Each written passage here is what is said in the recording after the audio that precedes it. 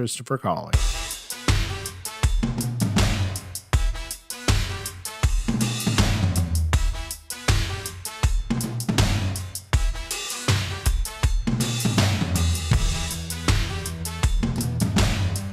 Raleigh, North Carolina. How you doing? How you doing? You already know what it is. You already know what it is. You have now entered the RDU Live Radio Show right here on Oak 93.5 WRLY. I'm your host, Cam McCarty. I appreciate you for tuning in today. If you're out there on 540 Glenwood, wherever you might be, go ahead, put that seatbelt on. Reach over and turn us up. We want to make sure that you're buckling up and you're staying safe. It's rush hour traffic. It's bumper to bumper. You already know it's Tuesday at 6 o'clock. And if you're out there watching on YouTube, Facebook, Live 365, wherever you might be, I appreciate you as well. Go ahead, put something in the comments. Let us know you're watching. Let us know you're listening. And don't forget to hit that like, share, and subscribe button. They say it helps the algorithm or something like that. And look, no matter where you're at around the triangle or around the world, I always like to say this is a call-in show. And that means when we're not playing music, the phone lines are wide open. And that phone number is 919-899-9305. That's 919-899-9305. Look, I'm back here sitting in the seat. We got a jam-packed show for you today. I got somebody sitting across from me. Got to make sure your mic is turned up here. Check. Oh, we got a very special guest. I appreciate you for sitting in with us. We got Dsquared in the building. How you doing? I'm doing well, my brother. Appreciate you for having me. It's been a long time coming. That's We've been trying right. to set this up for a minute, so I'm glad to be here. I'm glad that your schedule opened up and you're able to sit down and have this conversation. You got a couple things that's coming down the pike. I know you're releasing some music and all that, so we gonna chop it up and talk about all that good stuff today. Is that cool with you? Let's do it. All right. So if you've been listening to the show, you know when I'm sitting in the seat, I always start the show off with something that's real, that's relevant to the triangle or the world at large. And today I just got a couple things to talk about. Just a couple. Hey, it's Tuesday, and you already know what happens on Tuesday. It's like obligatory for me to say it. CJ Baker's open mic night over at Rhythm and Brews right outside of downtown Durham. I might have to go there. You know what I'm saying? I forgot about that. It's Tuesday, and you already know it's an open mic. They always start off with a featured artist. Starts up at about 9 o'clock. That featured artist goes to about 9:45, and then after that, it's an open mic. It's a jam session. Bring your rhymes, bring your raps, bring your vocals. And if you're an instrumentalist, bring your instrument, get in on the jam session. It's just one of those places. It's got a good vibe. It's just where you want to be. And the food is amazing. The wings, I'm trying to tell you. The wings is crazy. Over at Rhythm and Brews, right outside of downtown Durham on Fairville Street, in between downtown Durham and the North Carolina Central Campus, right there in a prime location. CJ Baker and the crew, the open mic night. There's also another open mic night that I've been talking about here recently that's really getting some traction that happens on Tuesdays at Slim's in downtown Raleigh. So if you're in Durham, go over to see CJ Baker. If you're in Raleigh, go to Slim's Yonder. That's JANDR. They're a band in the area, and they put on Yonder Music. They do an open mic Tuesdays at Slim's, and I think theirs starts up at like 9 o'clock and it goes to like 1 o'clock in the morning. Same concept. They usually have a featured artist of some sort, and then it's the list opens up. And once again, bring your rhymes, bring your raps. Good people, good energy, good vibe.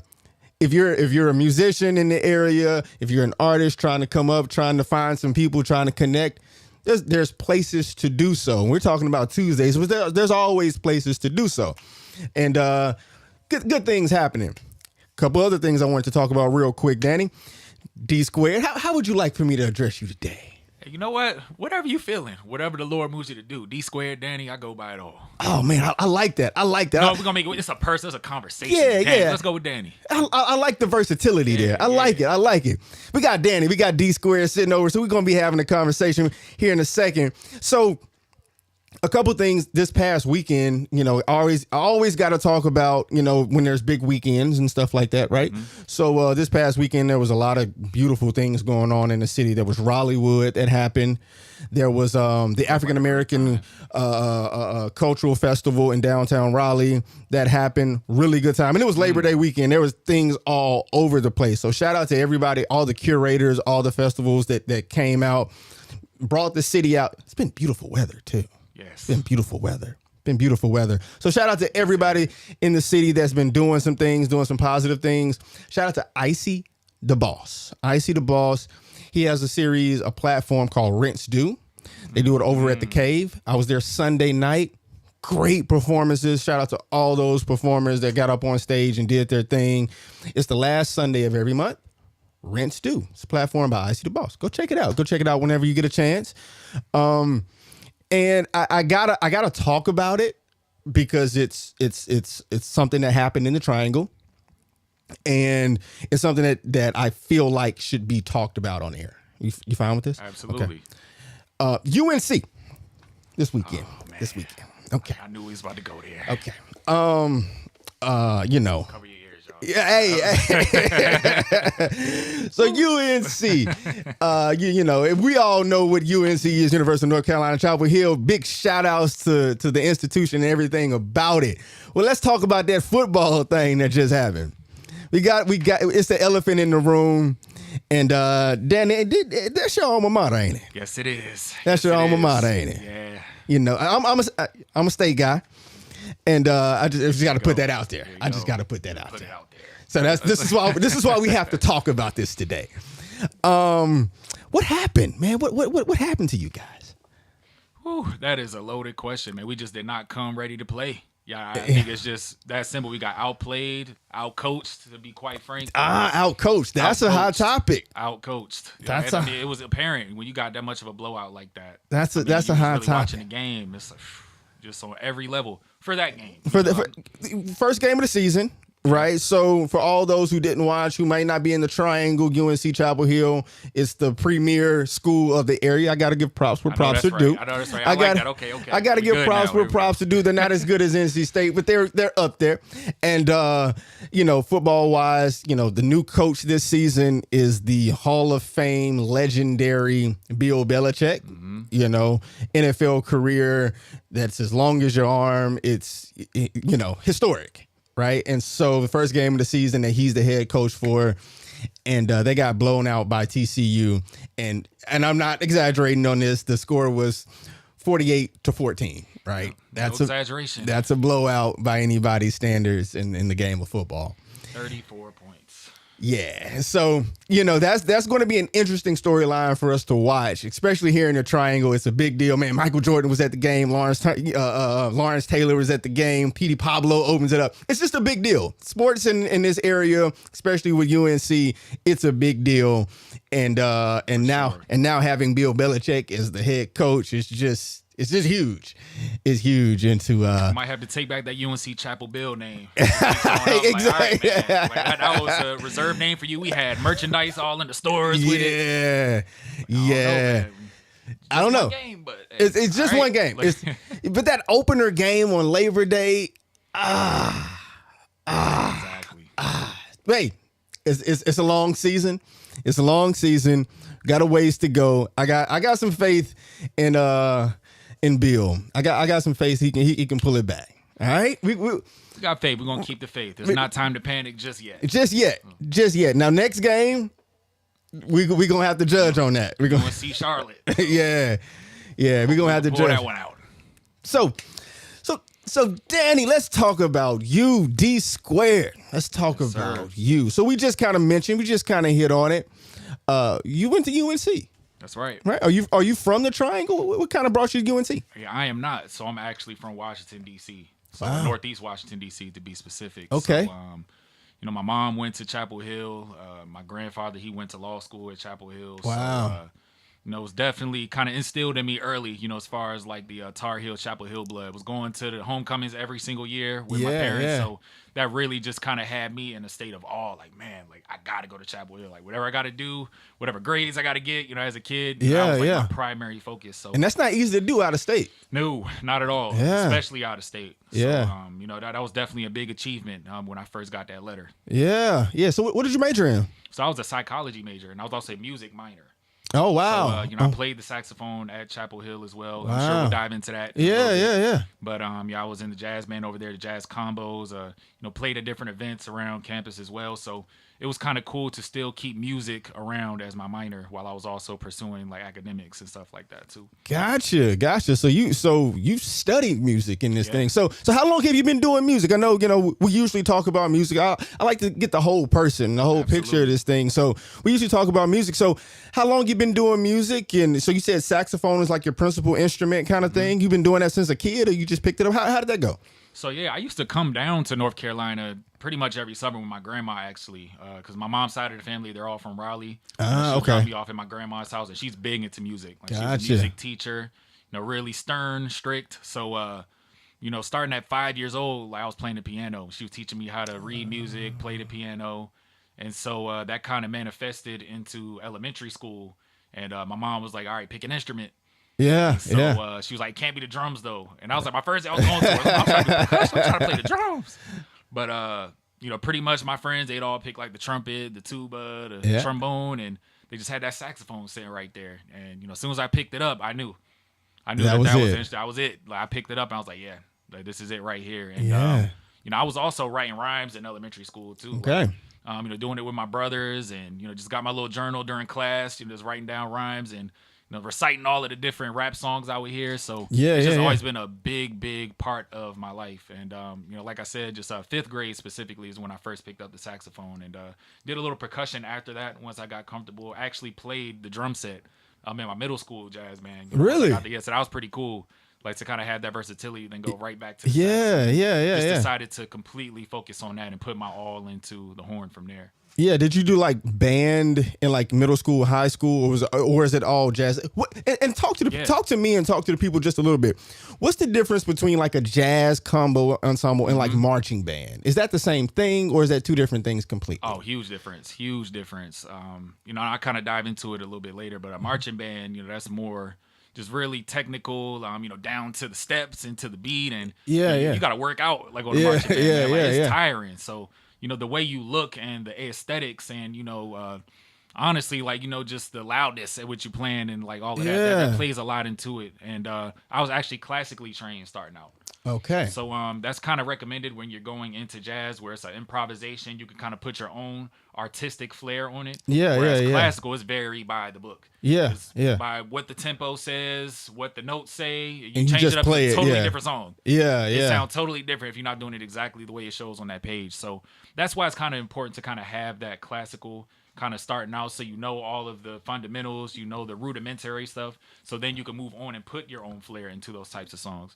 So that's where I really started out and learned the basics, was that classical wind ensemble type of band, and then gradually moved into the jazz and other sides of the house. Interestingly enough, I didn't actually get into the marching band that much. Gotcha. Like 8th grade, I played football as well. Okay. Yeah, so I thought about doing marching band, but at the time I'm like, I'm already playing. I'm already doing stuff like during school. So I was like, I'm just focused on football. It's gonna be too much to try to do marching band as well, and I'm already playing. So that's kind of how it worked out. So I never really did marching band from there, and I kind of focused in on classical and jazz going into high school. Interesting. That's always, our listener base, we have a lot of musicians and people in the musical community that listen, and then some people who don't, they're just kind of riding down the road. And so when I have these conversations with musicians, I like to kind of peel back the onion a little bit. Absolutely. And, about the different parts of what's the difference between a jazz, ensemble and marching band for those who might not be musically inclined. And so now you've brought me to another question that I have, right, is kind of fast forward into your music today, right? Your music today. And we're gonna play a track here in just a little bit. But before we get there, how does that classical training, right? Because when people think about classical, whether you're in music or not, you think about opera. So, you think about like very, stringent kind of things, right? Just from a broad standpoint. How does that, you hit on it a little bit, but going a little bit deeper, how does having that understanding of that classical fast forward you to today, where you're a hip hop artist and being able to create? Like how does that translate for you? Oh man, it's big time. Like I said, just going back to the basics of music, and even from quarter notes, half notes, I'm able to kind of use that when I'm building my cadences in, let's say, like a rap song or something like that. So I mean, like, hey, like a quarter note would actually go better here, like hitting along with the beat, and also continuing on to the dynamics of the song. So what you also have was like piano and forte, which is like the loudness at which you're playing pretty much. So at a certain part in the song, like maybe when the beat drops, so there's like a drop in like the volume of it, like, all right, cool. Like let me kind of be a little bit softer. Let me do a little bit softer of a delivery so you can really kind of listen in on what I'm saying. And then when the beat kind of picks back up, building my voice back up, louder with it. So all of those things, like as far as like the tempo and like the volume of the music, that kind of plays into how I do like my rap songs as well. And of course, when I'm playing in my saxophone and jazz and stuff like that. So it's all interconnected.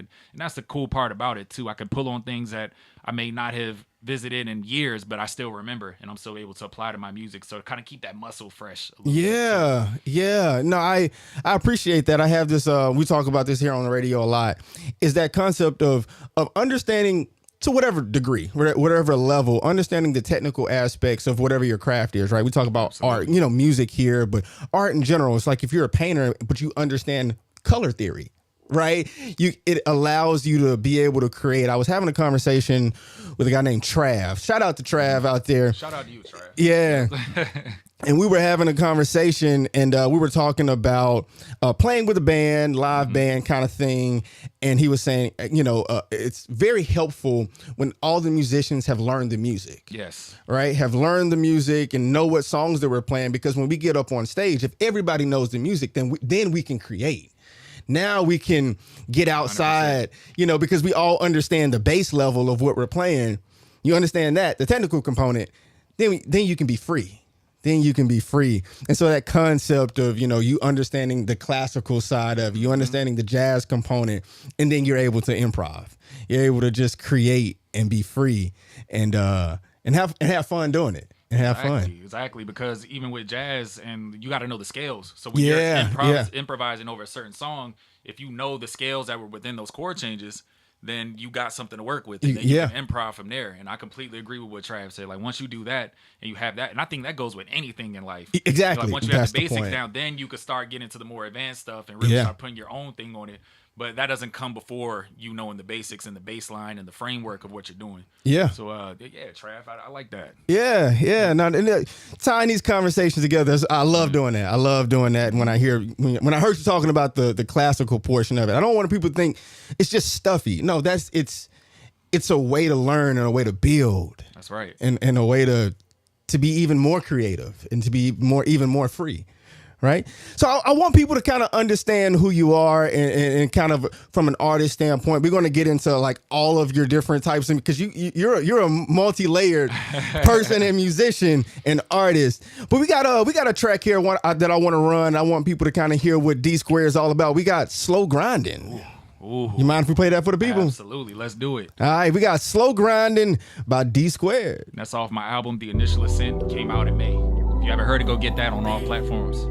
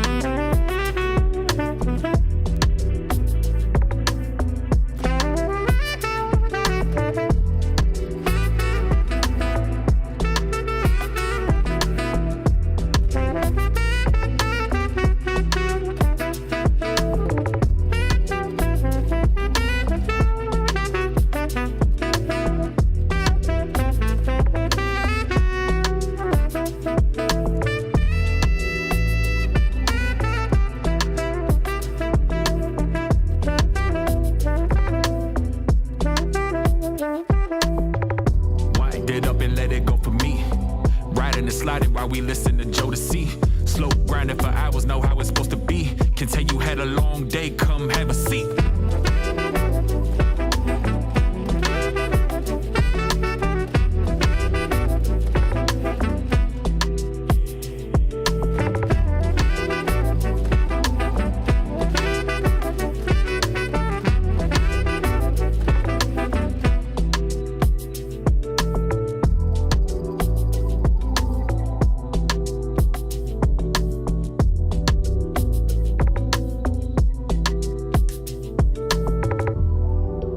That's Slow Grinding by Dsquared. Hit it with that radio voice. That's right. That's right.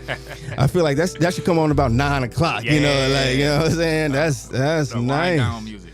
That's nice, man. So you produced that record yourself? I did not. You did not? Okay. Yeah, shout out to my guy, Zach Jr. Over in Vegas. Wow, okay. He actually sent me that. We've been working a lot together. We both actually have a joint EP out that we released back in October, and I went to Vegas to record that. Oh, wow. So he's an amazing producer, a heavy hitter in the R&B game as well. So he produced that one, man. So as soon as I heard it, I was like, oh, yeah, we're going straight sax on this one. I'm not going to go with the rapping. I got a little bit of like little rap stuff at the end just to make it a little different, to put my own little flair on it. Yeah. Primarily sax, which is a little bit different than, what's on the album and what I have on there as So well. how do you choose that? You kind of mentioned it just there, but how do you choose if you're going to go with sax? Because you're an instrumentalist, right? You are a musician in that sense, but then you are a vocalist when it comes to rapping. Like, how do you balance that out when you're creating music? Is it just a feel kind of thing? How do you do that? I would say, yeah, just the feel and what I'm thinking as soon as it comes on. I try to capture that feeling. So kind of with my process and the way I do things, I try to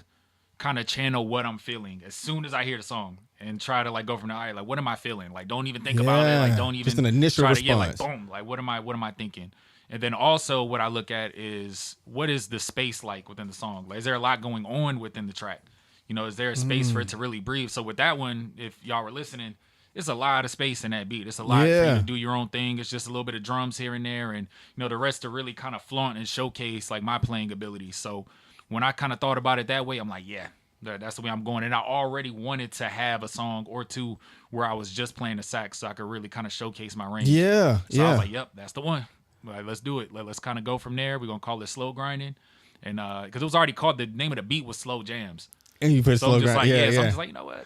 Yeah, I like where this is going. And then I already kind of had like the little hook thing that I had at the end. So I'm like, Slow Grinding. There it is.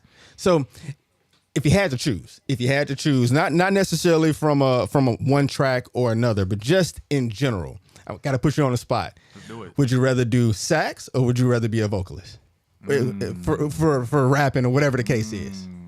I wish I could do both. But nah, definitely the sax, though. Wow. Definitely the sax. I've been doing it for so long. Wow. It's something that, I went to art school, like up in D.C. So, it's just been a big part of my life for so much. And no matter how long I go without playing, it's really like riding a bike. Wow. As soon as I picked the horn, because it was a period of time where I was working, I was in apartment complexes, and I couldn't really play. Yeah. I didn't want to disturb my neighbors. I never really ever did. And back when I was at school, like, we had practice rooms. Yeah. So I could just go to the music building anytime, swipe in, go in the practice room anytime and play. Yeah. Even in high school, same thing. Could just go into the practice room. My sax teacher would open up his office to me, and I could just play. And shoot, at art school, we could play in the stairwell. Yeah. Like, people were so used to it. We just be right there to play. Yeah, it's just a part of the so I didn't really have that. Yeah. So, once I picked it back up and was able to play again, I'm like, man, it's almost like it never left. And then I kind of noticed, like, as I've grown and matured and my thinking process has been different, I can pick up things a little faster, and my soloing was actually a little bit better too. So I'm like, wow, like, I haven't even played in a minute, but I just understand things more, just kind of living life and just being a big music head, listening to music, different saxophone artists, and just music in general. Yeah. So I think all of that over time just really helped kind of bleed into my playing ability now as well. Yeah. So I would say the sax for sure. It's a lot more natural for me. Not to say that rapping and vocals isn't, but with that, it's just automatic. It's just like riding a bike. Yeah, exactly. It's just like riding a bike. That makes sense. I actually appreciate that. And we've been kind of talking about it here. If you're just joining in, I'm sitting here. Cam is in the seat today for the RDU Live Show. I'm sitting here with Danny Dsquared. We're talking about his musical journey and playing some records and all that kind of stuff. He's a musician. He's a saxophonist. He's a rapper. He's all the above. And if you want to get in on this conversation, you got something to talk about, something to say, go ahead and call us. When we're not playing music, the phone lines are wide open. And that phone number is 919-899-9305. That's 919-899-9305. Tap in. That's right. That's right. But we're just having a conversation about, your musical journey and kind of who you are as an artist. And you hit on something. You said that last record was a collaboration. You had a producer out in Vegas. What was his name again? Todd Zach Jr. That's also his social media. It's a shameless plug. That's there you go. So. There you go. That's what we do here. That's what we do. Absolutely. So I want to ask you a question about that. How important, and this is, we can frame this question, answer however we want to, but how important in your process is collaboration with other producers? You said you flew out to Vegas to work with them and that kind of thing. Do you work with other artists, whether locally in the Triangle, around, like how does that factor into your process when you're doing these records and your projects? I absolutely love collaboration. That's a big part of what I do. It's always been that way for me, even when I was younger.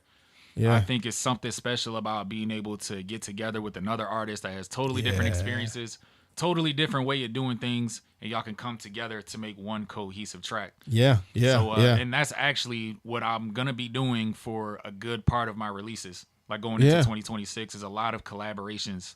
Yeah. So I absolutely love it. And I encourage those artists that may not collaborate that much to go ahead and do it. And you'll be surprised how you'll grow as well, because you're picking up all those different types of things from the artists that you're working with to help put into your craft as well. Yeah, that's something that we talk about here on the RDU Live Show. Our whole platform is built on collaboration. That's our whole platform. That's a life thing, man. Music, art, and life has a lot of parallels. Yeah, exactly. And that's one of the things that I like to hit on is all these parallels with music, art, life. It's all the same, right? It's all the same. And that concept of collaboration, networking, and if you're like you said it perfectly. If you're an artist out there and you don't collaborate, I know there's times where you want to go into the lab and go into your private space and work, and that makes total sense.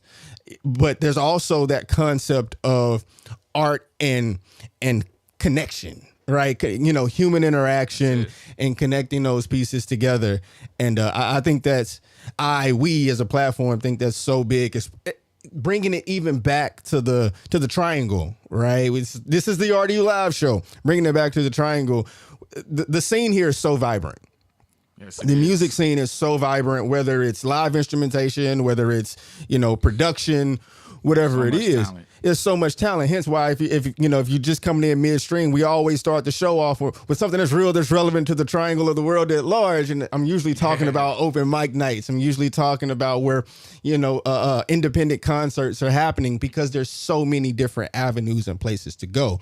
So a person like yourself, I've already peeped a lot of your projects and a lot of stuff. You do a lot of collaborations. You do a lot of things working with different producers, working with other artists. I see you in the studio. You'll do like a little story where you're in the studio with somebody else, right? But that's the cool part about it. Like you're bringing other people into the fold on your projects, and you're on somebody else's project, and you're putting things together. And I appreciate that. Another question I have, kind of going back to the sax thing, right? To the saxophone versus vocals. Do you do any live performances with the sax around here, or are you just strictly hip hop these days? Yeah, no, I definitely do live performances with sax. Like what's really cool about it is one gig can lead into another. So kind of the way everything started was, so I used to live in Charlotte as well. Yeah. For, people that may not have known, in case you didn't know, now you know. Yeah. Right after I graduated, I moved to Charlotte, and that's where I started doing music. And the community over there is amazing. It's amazing, so, I actually started out, like when I first picked up my sax again, kind of what I was saying, when I took that hiatus, it was a go-go band. So I'm from DC, if y'all remember. And, I guess they had heard me play. Like one of my friends just told him that I played. And so he was like, yo, like we want a horn section for this go-go band, and we want you to be a part of it. So I guess they didn't really know like whether I could play or not. But when I came through my audition, so to speak, they was like, oh yeah, like we gotta have you. And so we started playing at different venues around Charlotte. So that was kind of my first exposure to all of that. And then a few years later, that's when I started really taking the rap thing seriously. Like I would just kind of record stuff on my phone or whatever the case may be, and then send it to my friends like, yo, you gotta like record this and actually get it like mixed and mastered. Yeah. So I was like, you know what? I never thought about that. So right around that time, that's when I moved over to the RDU area.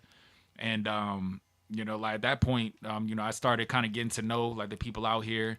And started out, honestly, man, like I started out with the CJ Baker open mics. Yeah. That's where I first started, like, you know, really getting that live experience over in the RDU area as well. Yeah. So that's something I think that's where I met you. That's right. The very first one when they used to do at the beer garden, I think it was. During beer garden. Yes, during beer garden. Yeah. That's right. So I think kind of the big break for me was back in Charlotte. You know, fast forward, because I was doing a lot of open mics up until that point. Gotcha. Yeah. I'm just kind of getting used to being on stage again. Yeah. You know, just really building that following and that fan base, which worked out really well. Yeah. You know, just going to the different open mics that were around the RDU area. And shout out open mics. Shout out. You know, they're really great for doing that and just getting comfortable, because it's scary, man. Yeah. It's scary. Yeah. To get up there in front of people, you don't know what they're gonna think about your music. Yeah. And you know, a lot of times people might not even outwardly, you know, give you that nod of approval, and they might just say, so it's like, man, like that could be discouraging sometimes. But you still got to keep going. Yeah, like, it's like, nah, like, you got to get them bought into what you're doing. Yeah. So, you know, the big break was back in Charlotte. It was like a huge like wine festival, pretty much. And one of my boys, I was a curator out there. Thousands of people were there. Wow. And he was like, I want you to play like for this. Wow. And so I didn't really tell him, but I put in some of my rap songs in there too. Hey, I want to show the versatility. So from there, like that just turned into a whole bunch of different opportunities for me. And you know, like started to get people played at the this is Raleigh Firebirds. They're pretty much like you know, semi-pro basketball team out here, basketball league. So I got to play at their half times. To do like little intermission sections where I was playing. But after that particular gig, I got invited to the Juneteenth Festival in Charlotte, University City Juneteenth Festival. Wow, it's a big deal. It's a big deal. So I think last year they had 3,000 people, and this year was about 8,000. Wow. So you know, having to sit on that, you know, with artists that I looked up to when I was in Charlotte and people that I was getting advice from and being on the same stages as them, like that was such a surreal moment. And so that kind of let me know, like, man, like, that I could really do this live performance thing. Like, this is all right. Wow. So those I've kind of taken a break. Yeah, man. So, you know, like I've kind of taken a break since then, you know, with dropping the album and trying to focus on like the 9 to 5, because I don't do this professionally yet. But, you know, just trying to focus on like the priorities, not to say that music isn't a priority. But, you know, sometimes it has to take a back seat. Like you can't, it don't pay the bills at the end of the day. So you gotta stay focused on that. So definitely more live performances to come. You know, I feel a little bit better, you know, about where I'm at right now. We can kind of venture out and focus on the music. But like that's kind of how the live performance journey is going. Those are big stages, man. Those are big stages. Congratulations on that. I appreciate that. Yeah, congratulations. That's always one of those things of, you know, this literally the concept. I'll give you a little bit of backstory here. All the listeners out there who've been watching, they know, but the RDU Live Show, literally the live portion of that name is based on interviewing people who do things live, because exactly what you just said. It's a different headspace, and it's a mentality that you have to be able to go into, whether you're a comedian, whether you're a musician, whether you're a singer or whatever, being able to get up in front of people and just do it. It takes something, and you have to build up courage, and that's why we promote the open mic so much, because those are avenues and places that can help you get there, help 100%. You get that muscle to be able to do that. And so that's the genesis of RDU Live. It's the respect of the live performance, whether that's theater, comedy, whatever that is. It's the respect of the live performance. Even this show is live right now. You know, there's no stopping this thing. We're here. We're rolling. And that's something that I love to do. I thrive in the live atmosphere, and I'm like, all right, let's pick the brains of other people who do that. Other people who can get up on stage in front of people and do something. And so that makes sense. I was hearing you talk about a couple of things there. So we've heard a track about with the sax. We've heard the sax, and we're talking about your musical journey from being classically trained, and going to school for it. You went to art school, and then you went to UNC and minored in music. You mentioned something there really quick. You were in a go-go band. Yeah. You were in a go-go band. Yeah. So I've heard a couple of your records, a lot of your records actually, and you do some go-go music. So what genre is Dsquared? If I had to put you in a box, which we don't want to put you in a box, just talk to the people about it. No boxes. But I would say from a general standpoint, rap and hip hop, I would say that's the fundamental kind of genre, if you will. When you listen to my music, that's the vibe that you get. Yeah. But depending on what the song is, it might be a blend of other things. Yeah. Whether that's jazz, whether that's pop, whether that's more of a neo-soul type of vibe. Because, like I was saying before, but whatever beat I'm listening to, what is hitting me as soon as I listen to it. Yeah. And I try to channel that within the music. Yeah. I love that when I listen to your albums, like you said, no boxes. Like you get a variety of musical experiences and Afro beats too. Afro beats, that was the other one. Yeah. Afro beats. Huge like influence. I've always been a huge Afro beats fan. And just hearing the sax in there, and like hearing that influence with that, I'm like, yo, that's something that I can do with my music, put my own little twist on it. And huge shout out to Masego, the artist as well. Like, that's a huge inspiration of mine. Yeah. And I love how he kind of brings everything together, like his vocals and the sax. So that was kind of something I wanted to do myself. With how I bring my own thing. And like I said, just hearing the Afro beats like the Burna Boys and stuff like that, and how they weave that sax in there. Yeah. And then just like linking up with different Afro beats producers, like that was pretty cool too. And then just hear, I'm like, yo, I don't know exactly what it is, but there's something that I can do here. Like, I just gotta find it. Yeah. And I'm on my way. Not quite there yet. But I've almost kind of found my sound within that Afrobeats lane as well. Really. Yeah, so how does that process work for you when you say you've almost kind of found your sound, right? You're a musician, right? You've been playing music all your life, right? And now you're talking about finding your sound. What's that journey like when you're exploring? Is it how do you go about finding your sound? It's hard, like it's tough, and you hear a lot of artists say that. A lot. Yeah, they all say the same thing, and they'll tell you that's probably one of the hardest things to do. Yeah, because there's so many people that do music. Yeah, there's so many people out there that you could potentially sound like, or sometimes it's unconscious. Like you'll listen to somebody so much that you'll start making music like, dang, I didn't even realize that. I just sound just like this dude. Yeah. So it's a lot of experimentation. Right, and just the expression part of it. That's why music is art. Yeah, expressing yourself, not trying to sound like anybody. Yeah. And just saying what you feel, like none of the cap rap or saying things that you didn't really do, and experiences that you didn't really live. Just being yourself. So I think doing all of those things, then just trying to push that envelope and push that bar. So maybe not sticking to a certain chord that you hear, or not staying on like the main note like of that chord or whatever key the song is in, or something like that, or trying out a different type of key. And that goes back to the improvisation thing with the jazz. I can use that in my music when I'm creating to kind of make that different sound and kind of, like I said, like carve out my own lane. Yeah. And one thing that I noticed, and I even use the feedback that I get like from open mics and stuff like that. And one of the things people said is like, I've heard people sing and do the sax. I've never heard somebody really rap and do the sax too, and even throw a little bit of singing in there too. Yeah. So I'm like, hold on, okay. Like that's pretty interesting. Like maybe I can continue to go down this lane and find different ways to make that work for me, and give that experience to listeners that they've never had before. And that's my ultimate goal, with making that music, is to inspire other people, and get people to be like, dang, like this dude is really carving out and expressing his own art. Expressing art. Expressing your own art. That's a like you said, that question, finding your sound. It's one of those loaded questions. Like, what do you mean? What does that mean? It's one of those. Even mean? What is the meaning of life? Kind of thing. Like, literally. That's the music version of that. Yeah, but it's fun because you get so many different answers depending on who you ask. Yeah, exactly.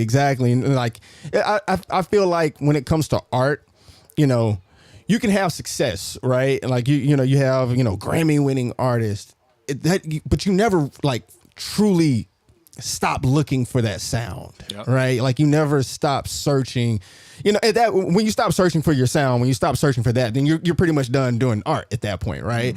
Like you can find a pocket to settle in and to be and to sound good and to feed your audience, but you're all like a musician, an artist is always searching for that muse. That's it. Is always going. Yeah, like you see it with different albums that artists will make. They're always trying to find that different type of sound than what they had before. Because if you drop another album with the exact same thing, people gonna get bored of that. Get bored of it. Like, how did you push the envelope? How did you improve? Like, people want to see that when you're creating projects. Exactly. It's funny. What's the hot topic now is Lil Wayne. Yep. Right. Yeah. No, he's on this rock. If you're on social media, you see all the people that have gone to the concert, especially like black guys, African American. They're like, what is this? Because he's just playing rock. But if you look back into the mid to early 2000s, Lil Wayne was always on this rock tip.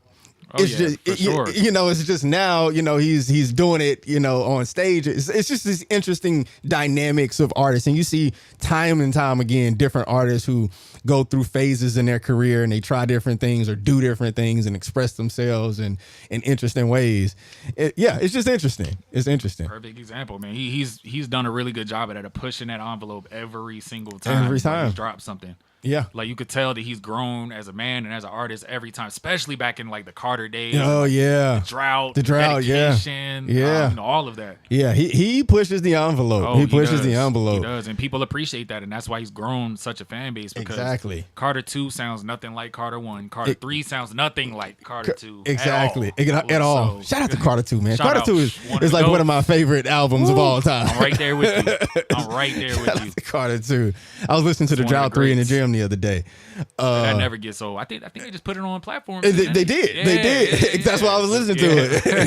It just hit the DSPs. Yep. Likewise, this is a whole different conversation. Shout out to J. Cole. His mixtape hit the DSPs about a year ago. Friday Night Lights and all those. One of the other greats. One of the other greats. Just shout out. You got to shout out J. Cole. We're in North Carolina. We got to do it. We got to do it. But we're just having this conversation. Hey, if you're out there, we got about 15, 20 more minutes to go in this thing. If you want to jump in on this conversation, don't be afraid. That phone number is 919-899-9305. That's 919-899-9305. We just getting started. Baby. So we got another track I wanted to play. We got it loaded up in here. It's a newer track for you. We got Hitting the Gas. Talk to the people about that real quick. Hitting the Gas, baby. Yeah, so shout out to my guy, Gabe Lussman, another collab opportunity. He is located down in Atlanta, Georgia. Wow. So, I actually met him at an open mic. So, I was in New York visiting a customer. And so, it was a music exec that I had been in contact with down here in North Carolina. He invited me to the show because he's from New York. Yeah. And so he invited me over there, and I met Gabe at that open mic. And so I knew we had to collab at that point. Wow. So we just had a conversation. I let him know I did music. He listened to my stuff and said, yo, let's get in there. And so he's helped me out a lot just with, again, building my sound. Yeah, You'll see in just a minute, like, this is more of a R&B pop type of vibe. But I also have the sax in there at the beginning as well. Wow. So, kind of blending all of those things together. So we've been, in great touch. We worked on even more tracks outside of that one. But that was the one where as soon as we made it, it was, but we got to drop this one. Yeah. So we made this track back in January. Okay. So, I flew out there to Atlanta, and got it done. We were in the studio and did what we did. And, it's been doing really well so far since we dropped it on Friday. So excited for y'all to hear it. So this is hot off the presses Friday. Hot off the presses. All right. We got Hitting the Gas by Dsquared. Let's get it.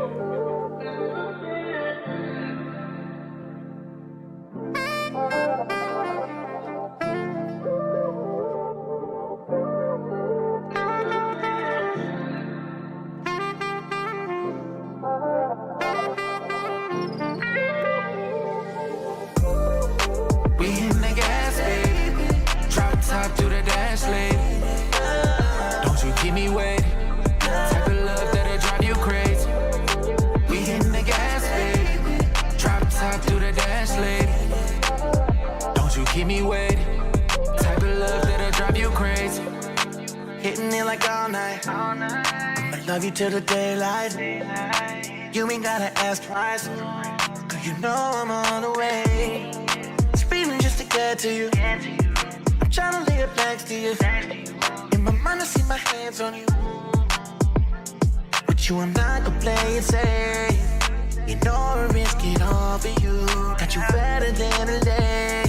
Tell me how much can you take? 0 to 100 like real quick. You're the type of girl I wanna deal with.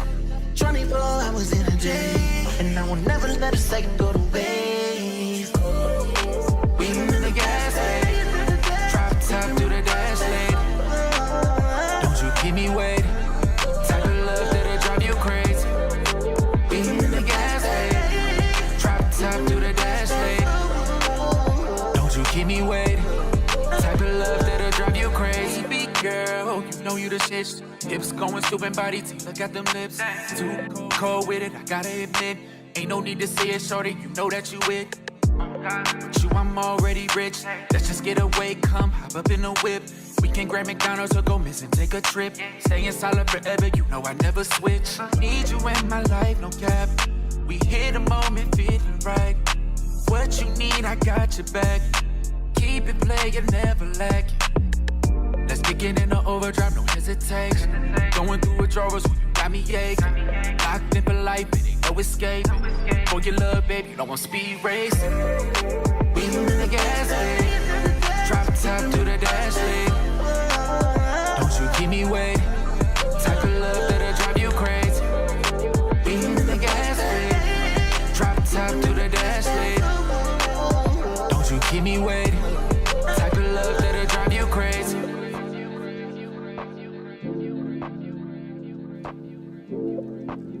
Hitting the gas by Dsquared. I like that record. Out of there, man. I appreciate it. I like that record. I like that record. So we were talking a little bit off mic. So you did this down in Atlanta, right? Yeah. And so the previous track, you went out to Vegas. You all over the country with it, ain't you? We all over. You all over the country. I love those two spots, man. Like, yeah. Houston, Atlanta, Vegas. Houston, Atlanta, Vegas. Yeah, you go. Jersey put it, man. I love, no coincidence. I love those 3 spots, man. Really? So, yeah, and I love me some Vegas, love some Atlanta. Shout out to people in them areas, man. I love over there. Yeah. No, I appreciate you being so versatile. Whether it's you're on the sax or you're doing vocals. Whether it's you're doing classical, you're doing jazz, or you're in the Triangle, or you're in Vegas, you're a man of many talents, man of many layers. Hey, thank you. Yeah. Try to keep it interesting. That's all we can ask, man. That's all we can ask. So we getting down to the bottom of this thing. Hey, if you're out there listening, I appreciate you. If you're just joining in at the bottom of this thing, I don't know where you were at the top of it, but that's fine. I'm glad you're here now. Got Dsquared. We're sitting here. We're getting to the bottom of it. And so what I want to do is I want to make sure in this moment, everybody that's going to be in is probably in right now. I want to make sure that they know who you are, all of your socials, and where they can find you at. I know we just put this track out on Friday. Where is that track at? Tell the people who you are. Yeah, for sure. So again, I go by the name of Dsquared. You can find me at that namesake on all platforms, Spotify, Apple Music, all of the above. And I'm on Instagram as well at dstarraw. And the A is like a little W. The A is like a little 4 at the end. So dstarraw. If you ever heard the Cola brand, G-Star Raw, it's like that, but with a D at the beginning. You should find me when you put in DS. I'm working on trying to get my artist name. Yeah. But they've been tripping with that on Instagram. A lot of people have the Dsquared thing going on or whatever. Gotcha. Trying to find a way to have that as my name, because everybody says that. Why you got your artist name? It's tough. It's hard, man. Yeah. I'm trying. It's like, yeah. So that is my Instagram as well. And that track that you all heard was called "Hitting the Gas." Just dropped on Friday. And that first track again was called "Slow Grinding," and that is actually off of my album entitled "The Initial Ascent," which dropped back in May. You had a whole album release party, didn't you? Down in Charlotte. How was that, man? How was that? It went well. It went really great. I think the best part about it to me was all of the genuine love that came from people that were really rooting for me and really wanted to see me do well in the music space. Most of them were there. That's been with me through it since the beginning, like my family, really close friends. Yeah. And so I think that really gave me a big boost. Yeah. Being in like the open mics and different performances I've been to, it was a lot of people I didn't know. Right. They might have been meeting me for the first time and hearing me for the first time, but being around people that are close to me, know you and genuinely got love for you. Yeah. I think that just brought out something different inside of me, and it was just no nervousness at all. Like, usually there's some type of like anxiety or nervousness when I'm up on the stage, and then it goes away as soon as I start. Yeah. But with that one, it was just good vibes the whole time.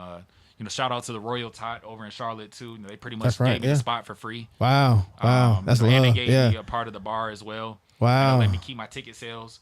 So, like that was huge to be able to do that. And, just had a lot of people, like I was saying before, like just inspired by it and say, hey, like you make me want to do something like that, because dropping an album is it's a big deal, man. People don't realize that. It's a lot that goes. That's a lot that goes into it. So that's low key a life milestone. Yeah. Like dropping an album. It's there forever. Yeah. Unless something happens or you don't pay your distributor or something like that. Yeah. But still, like it's still there forever. So, it was just a great moment. It was cool to be able to do it over in Charlotte, where I first started actually recording and releasing music and performing and all of that. So it was a really good, like a full circle. Yeah. Exactly. Yeah. Full circle. The initial ascent. How many tracks you got on that? We had 14 on there. 14. Wow. 14, that's a whole project, man. Yeah. No, it's a project. And, just the idea of that is just to kind of showed the different mind states that I was at in my life that led me up to where I am right now. Gotcha. So telling the same story with different genres is what I like to put it as. Gotcha. So, just kind of starting out, like the first track was called Thesis Statement. Yep. It's like you're writing a paper or something like that. Yeah. Just giving that full type of analysis and bird's eye view on my journey and just coming up through life, and then starting out to when I was a little kid, and kind of unpacking some things that I really talked about with people before. So, like one of the things that I talk about in there is like the divorce of my parents. Yeah. I didn't really realize how much that affected me when I was 6 years old.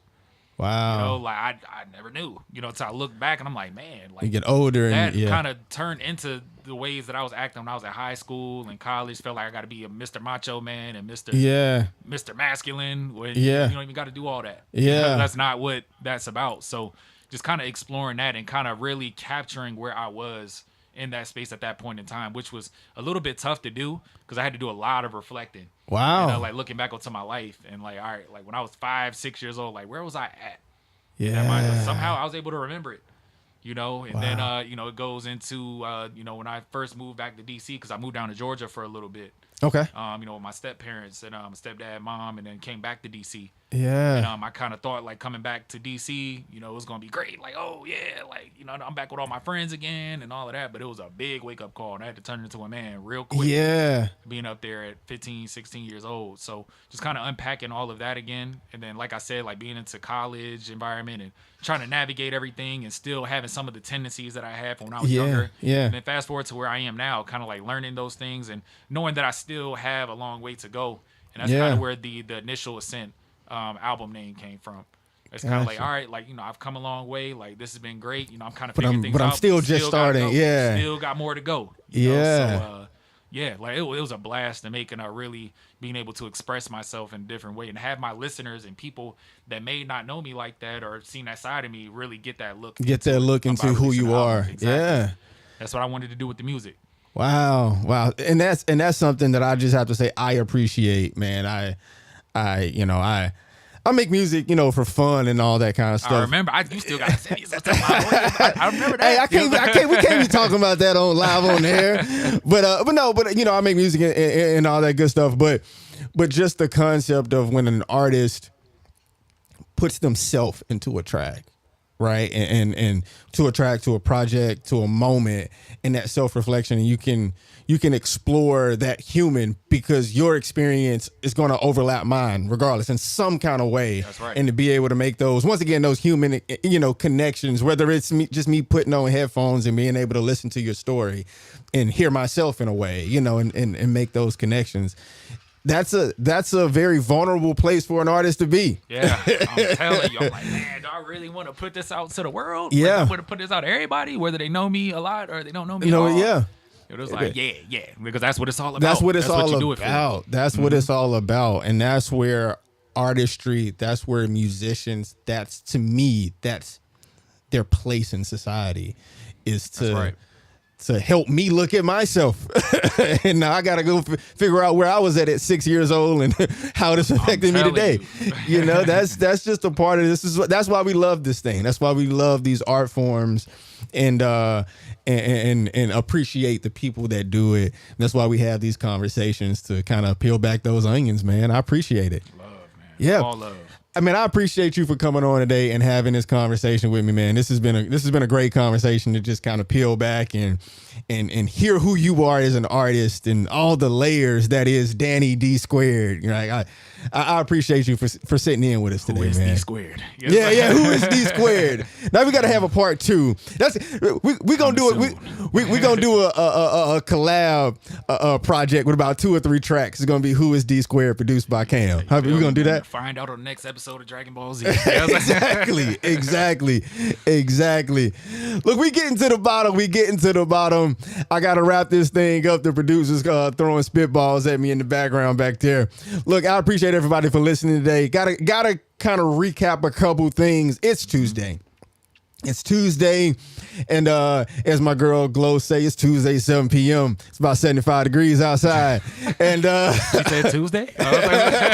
Remixing that thing. Tuesday, 7 p.m. 75 degrees outside. And you already know what happens on Tuesday. CJ Baker and the crew, their open mic over there at Rhythm and Brew. I'm really about to pull up. Hey. I forgot. I haven't gone there in a minute. Hey, this tried and true, man. It's tried and true. So much talent in there. It's so much talent. Like, man, I was blown away. Like at first, I don't want to like cut off on it, but it was just amazing. Like seeing that for the first time, because I remember, my guys telling me to come through and to check it out, but actually seeing, I'm like, yo, these guys can go. What surprised me was I'm talking to some of the people and they're like, yo, I don't even know how to read music. Yeah. I'm like, what? Yeah. Like that and I mean, I've seen that before. I've seen so many talented artists, people like that don't read me. Whereas I know it all. And that's not at all. Like my music theory is pretty solid. I know how to read music, and most of the people I've been around can read music and can sight read and all that. But they're telling me I don't sight read.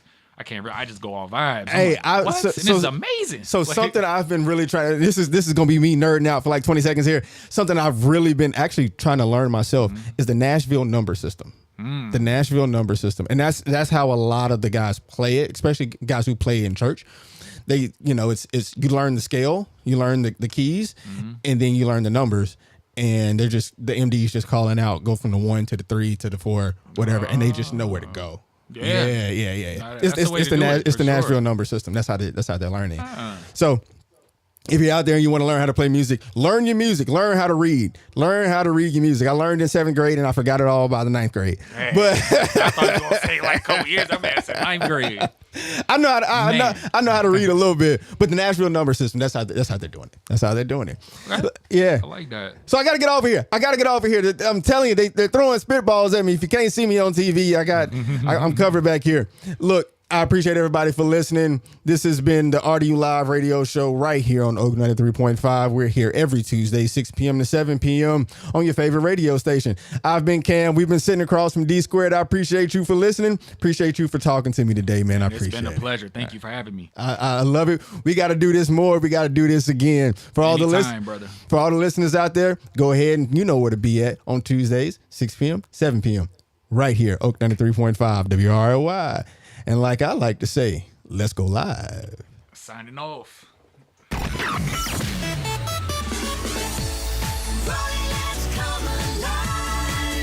93.5 is a low-power FM service brought to you by Triangle Access Broadcasting, a non-profit corporation, WRLY.